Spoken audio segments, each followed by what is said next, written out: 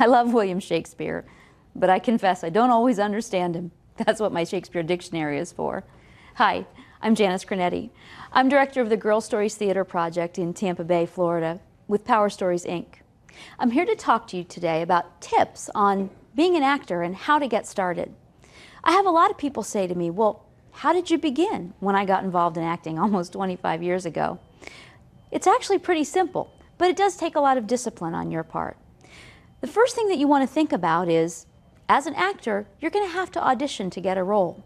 So how are you going to prepare to go in for that audition? What is the director going to be looking for? Well, first of all, every good actor needs to be able to project and they need to be able to articulate. The audience needs to be able to hear you and they need to be able to understand. And the best way to do that is to practice, practice, practice. Do some lines for your friends. Read them the monologue that you're working on.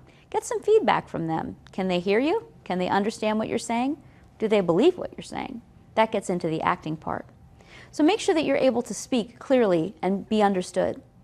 Next, make sure that you know how to show a character. How can you get your body involved and your face involved to show the audience the words that you're saying?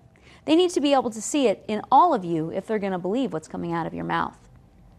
Think about that character and be prepared for that character.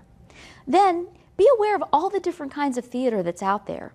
Musical theater can be very different from straight plays.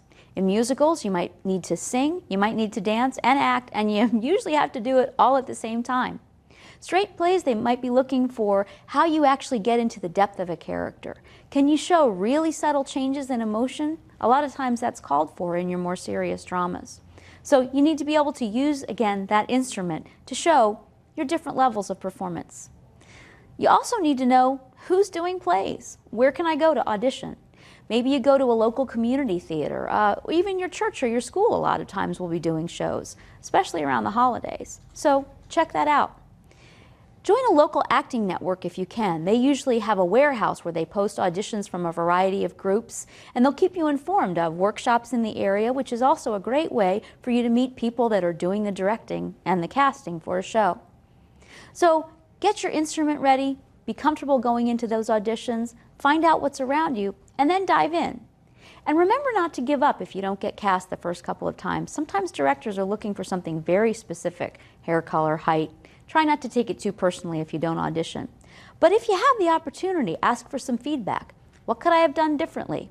Improve, improve, improve, and then you're ready to tackle that next audition with confidence.